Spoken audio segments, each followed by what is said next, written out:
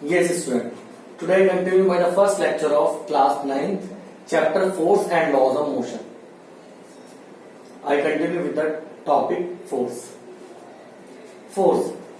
When we apply a push or pull on an object, अगर मैं किसी भी बॉडी पर पुश करता हूं, उस पर धक्का देना, एंड पुल, उसे खींच रहा हूं. When we apply push or pull on an object, then it is called force. तब हम उसे फोर्स कहते हैं. ठीक है. इसके एग्जांपल लेना चाहूंगा डेली लाइफ में. एक डोर है, दरवाजा है, जिसको आप खींचते हैं. जब आप दरवाजा खींचते हैं, पुल करते हैं या उसे पुश करते हैं.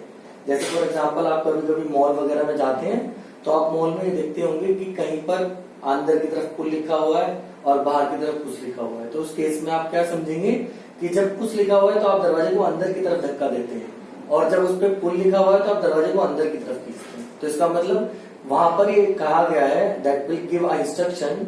वो एक इंस्ट्रक्शन देना चाह रहे हैं आपको कि आपको पुल करना है या पुश करना है, आपको दरवाजा खींचना है या दरवाजे को धक्का देना है. ठीक है. तो यही चीज यहाँ बताई गई है. टू ओपन अ डोर, जब आप एक दरवाजा खोलते हैं तो या तो आप पुश करेंगे या फिर आप पुल करेंगे. सेकंड एग्जांपल लेना चाहूंगा ड्रॉर. सभी के घर में मोस्टली ड्रेसिंग टेबल्स हैं, अलमीरा है, उनमें ड्रॉर लगी होती है. उन ड्रॉर को खींचने के लिए आप क्या करते हैं, आप एक फोर्स लगाते हैं ड्रॉर को खींचने के लिए, बाहर खींचने के लिए आप एक पुल फोर्स अप्लाई करते हैं, या फिर उन्हें अंदर करने के लिए आप एक धक्का देते हैं, वो अंदर की तरफ चले जाते हैं.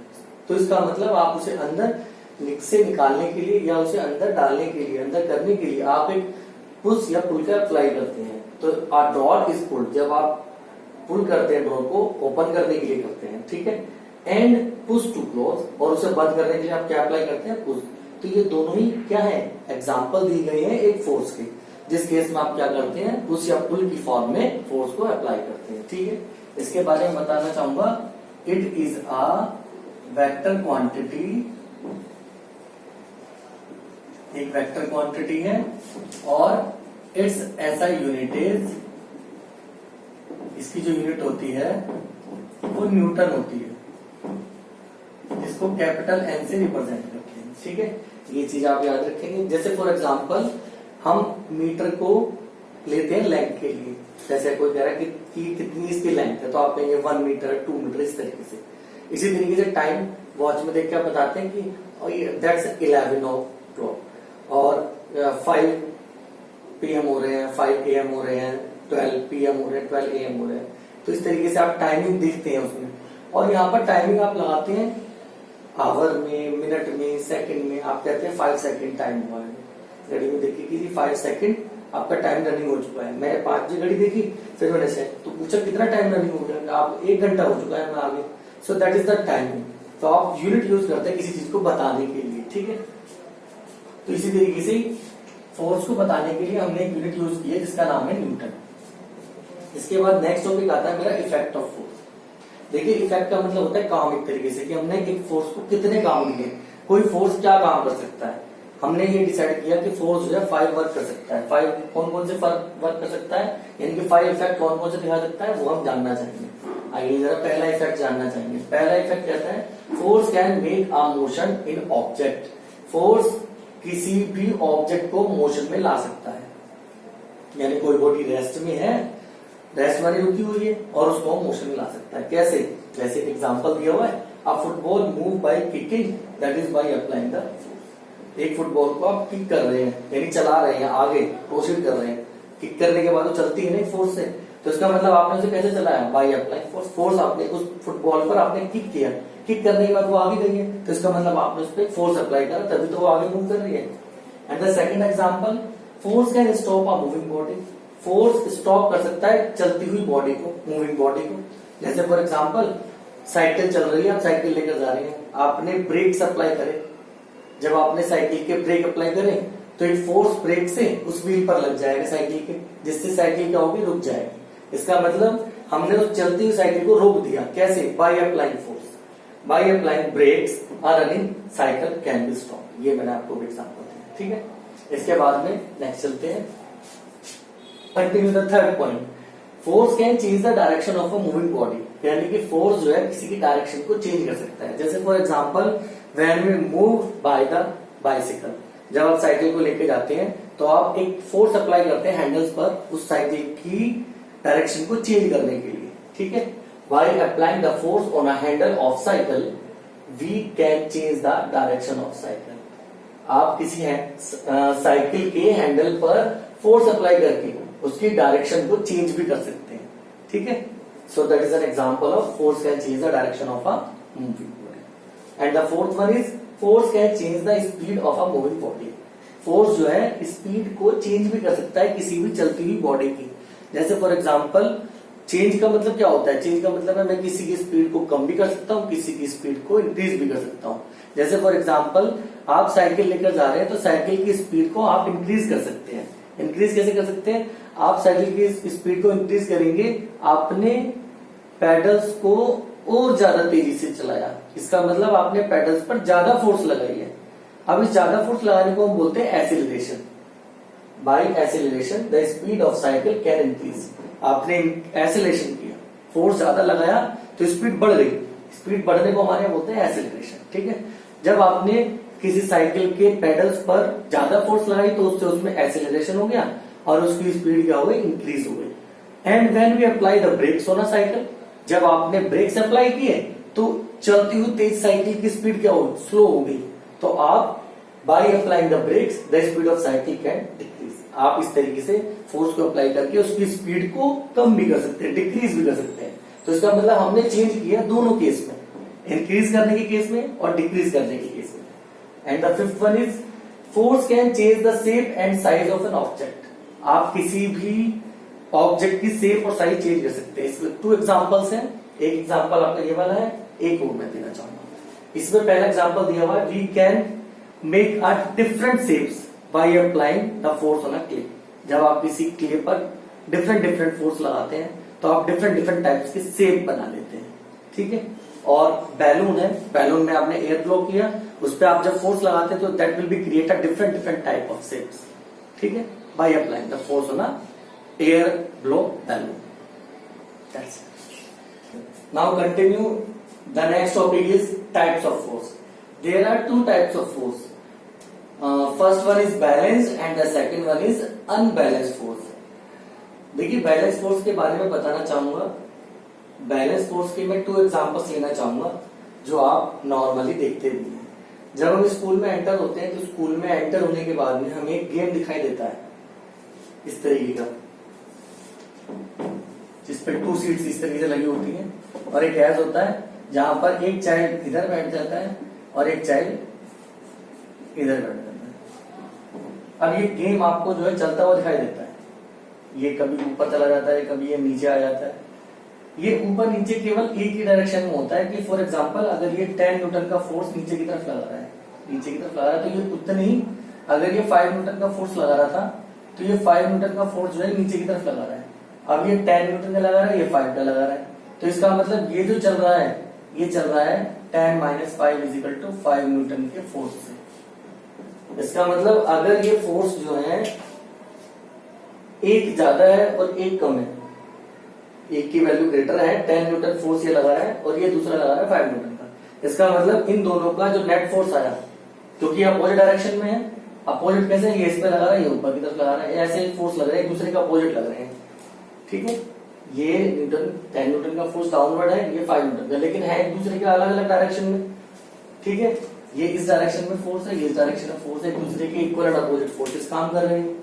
डाउनवर्ड देखने में लग रहे हैं आपको, लेकिन ये कैसे लग रहे हैं, एक दूसरे के अपोजिट लग रहे हैं, इक्वल एंड अपोजिट, ठीक है। अब यहाँ पर कैसे है, अनइक्वल है, अनइक्वल है तो चलते हुए नजर आएंगे, और अगर इक्वल हो जाएंगे, फॉर एग्जाम्पल ये भी 5 न्यूटन का फोर्स लगा दे और ये भी 5 न्यूटन का ही लगा दे, तो इस केस में ये वाला जो नेट फोर्स होगा 5 - 5 = 0 हो जाएगा और ये झूला चलता हुआ नजर नहीं आएगा, आपको रुका हुआ नजर आएगा।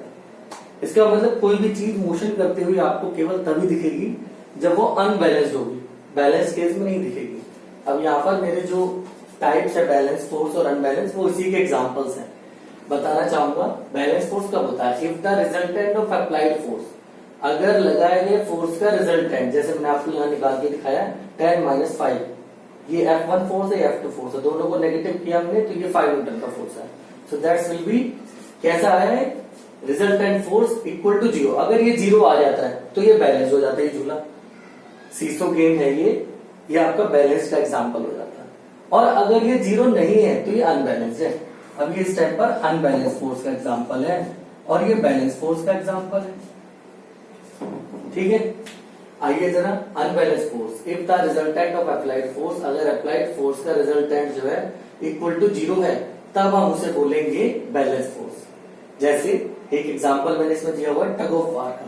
टग ऑफ वार का मतलब बताना चाहूंगा, आपने गेम देखा होगा, कुछ प्लेयर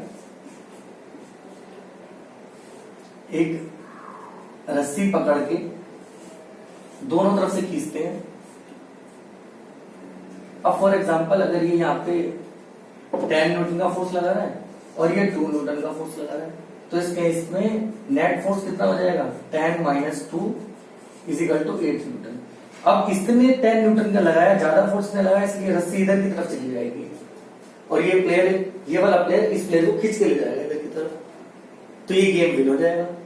इस तरीके से गेम होता है। इस गेम को बोलते हैं टग ऑफ वार, रस्सी का गेम, खींचा खच का गेम। ठीक है, in the tug of war if the both team, अगर टग ऑफ वार में दोनों टीम अप्लाई करे same force in the opposite direction, क्योंकि ये फोर्स लगा रहा है रस्सी को इधर खींचने के लिए और ये फोर्स लगा रहा है रस्सी को इधर खींचने के लिए। ठीक है, then rope does not move, तब रोप किसी भी डायरेक्शन में, the rope does not move in direction, किसी डायरेक्शन में मूव नहीं करेगी। ठीक है, this happen because of balance force. ऐसा क्यों हुआ, क्योंकि इन्होंने बैलेंस फोर्स लगा दिया। ये बैलेंस कब हुआ, फॉर एग्जांपल अगर ये भी 5 न्यूटन का लगा था, ये भी 5 न्यूटन का, तो इस केस में तो ये बैलेंस हो गए, क्योंकि इसने 5 न्यूटन का इधर लगाया, उसने इधर लगा दिया, दोनों 5 - 5 0 हो जाते हैं। ठीक है, तो ऐसा कब हुआ, जब बैलेंस फोर्स कब हुआ, जब आपका रिजल्टेंट अप्लाइड फोर्स का 0 हो जाएगा।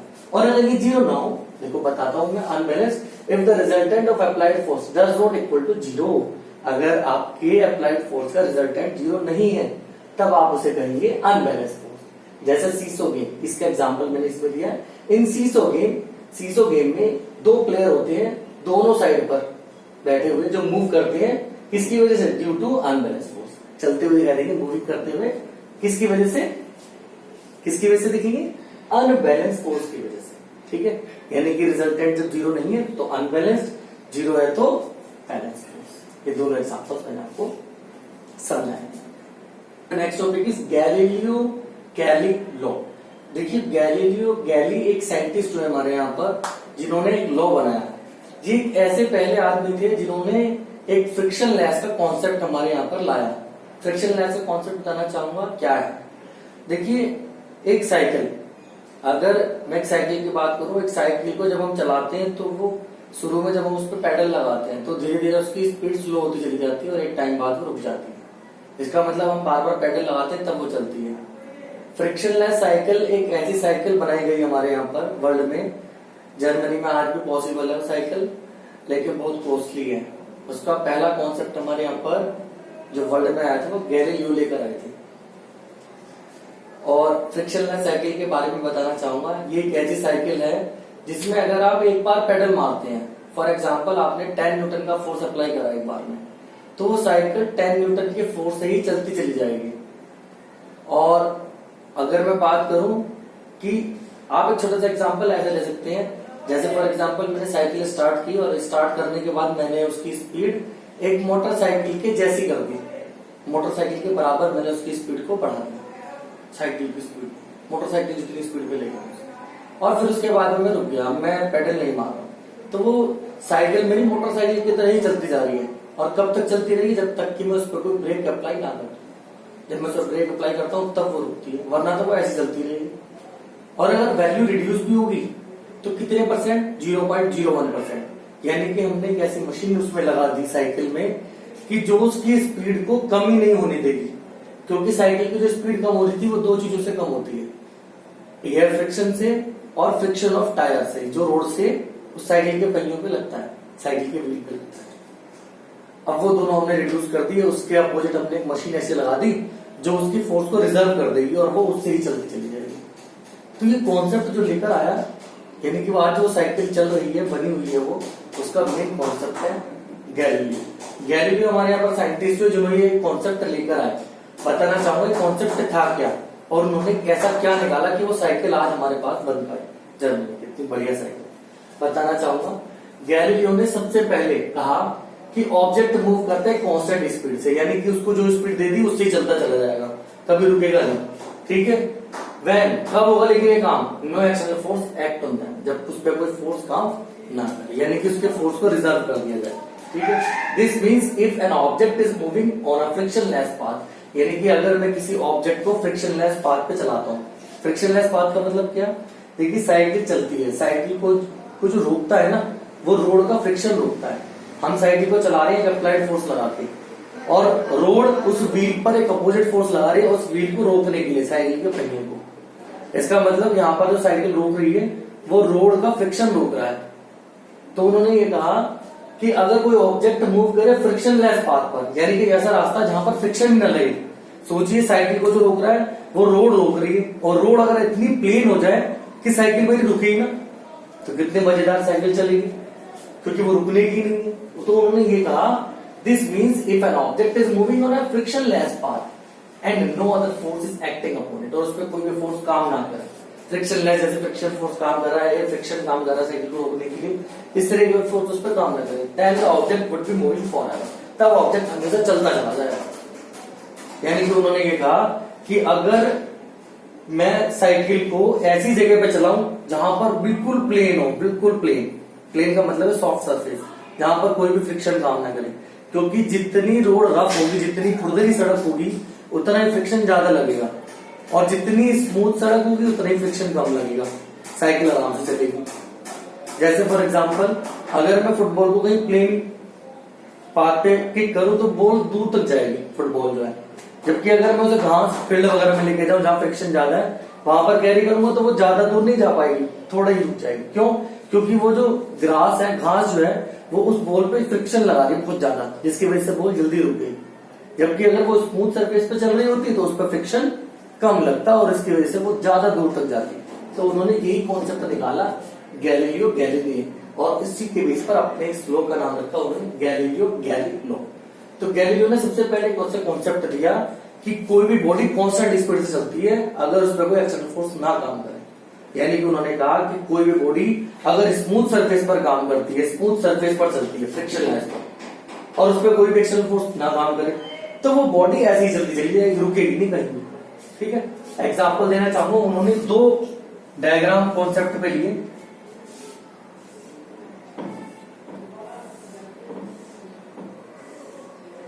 पहला बात उन्होंने कहा कि अगर इस तरीके का कोई पाथ है, कोई इस तरीके का रास्ता बना हुआ है, और इस पे अगर कोई आदमी स्केटिंग कर रहा है, तो वो स्केटिंग ऐसे करेगा, यहां जाएगा, फिर दोबारा यहां आएगा, फिर दोबारा यहां जाएगा, इस तरीके से चलता चला जाएगा, और ये रुकेगी नहीं स्केटिंग।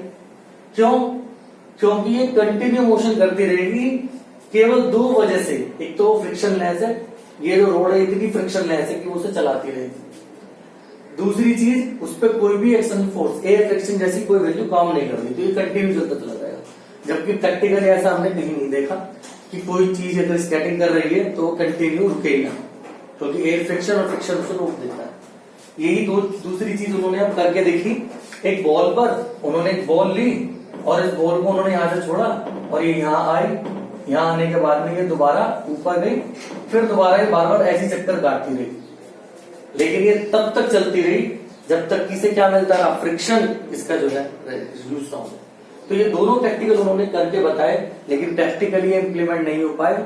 ठीक है, प्रैक्टिकली ये फेल हो गया। बताना चाहूंगा कॉन्सेप्ट को, उन्होंने ये कहा कि ये फॉरएवर चलता रहेगा, that is there is no unbalance force work on it. इस तरीके से उन्होंने बताया कोई भी अनबैलेंस फोर्स उस पर काम नहीं करेगा, कोई भी ऐसी चीज पॉसिबल नहीं है जो मोशन करेगी और अनबैलेंस फोर्स ना हो। मैंने आपको अभी बताया बैलेंस और अनबैलेंस। बैलेंस का मतलब रुक जाना, दोनों फोर्स बराबर लग रहे हैं, 5 - 5 = 0 हो गया। लेकिन अनबैलेंस 10 - 5 = 5। अनबैलेंस कब होता है? जब एक बॉडी ज्यादा फोर्स लगाएगी, एक बॉडी कम। अगर दोनों इक्वल लगा देंगे तो वो बैलेंस हो जाएंगे, रेस्ट हो जाएंगे। तो किसी भी चलती हुई बॉडी के लिए अनबैलेंस फोर्स काम करता है, बैलेंस फोर्स रुकी हुई बॉडी के लिए काम करता है। अब उन्होंने कहा कि कोई भी अनबैलेंस फोर्स काम नहीं करेगा, जबकि ऐसा तो पॉसिबल ही नहीं है प्रैक्टिकली। देखिए बताना चाहूंगा, but practically it is not possible for an object. ऐसा किसी भी ऑब्जेक्ट के लिए पॉसिबल नहीं। क्यों? Because to attain the condition of zero, क्योंकि इस केस में जीरो कंडीशन अटेंड करने के लिए अनबैलेंस फोर्स इम्पॉसिबल है, जो कि काम ही नहीं करेगा। क्यों? क्योंकि force of friction, air friction और बहुत सारे फोर्सेस यहाँ पर हमेशा काम करते रहते हैं उस ऑब्जेक्ट को रोकने के लिए। जैसे मैंने साइकिल का पेडल अप्लाई करा तो एयर फ्रिक्शन भी काम कर रही है मेरी साइकिल को रोकने के लिए, सामने से हवा आ रही है वो रोकती है, साथ चल रही तो तेज कर देती है स्पीड को मेरी साइकिल की। एयर फ्रिक्शन साइकिल का उस पर लगता है उस साइकिल को रोकने के लिए। रोड डिपेंड करता है कि मेरी रोड कैसी है, स्मूथ है या रफ है, ठीक है। अब इसी चीज को जब प्रैक्टिकली ये चीज इंप्लीमेंट नहीं हो पाई, प्रैक्टिकली ये चीज फेल हो गई दोनों केसेस में, तो इस चीज को स्टडी करा न्यूटन ने, और न्यूटन ने कोशिश किया कि इसको थोड़ा और इंप्रूव करूं। तो न्यूटन ने स्टडी करा आइडियाज ऑफ गैलीलियो को, और उसने दिए बनाए 3 laws, gave the 3 laws of motion. उसने इन्हीं चीजों के ऊपर जो चीज इन्होंने गैलीलियो वाली थी इसको और स्टडी किया और डेप्थ स्टडी की, और उन्होंने इसके बेस पर 3 लॉज बनाए। These 3 laws are known as Newton's laws. जिन 3 लॉज को हमने न्यूटन्स के लॉज के नाम से जाना, ठीक है।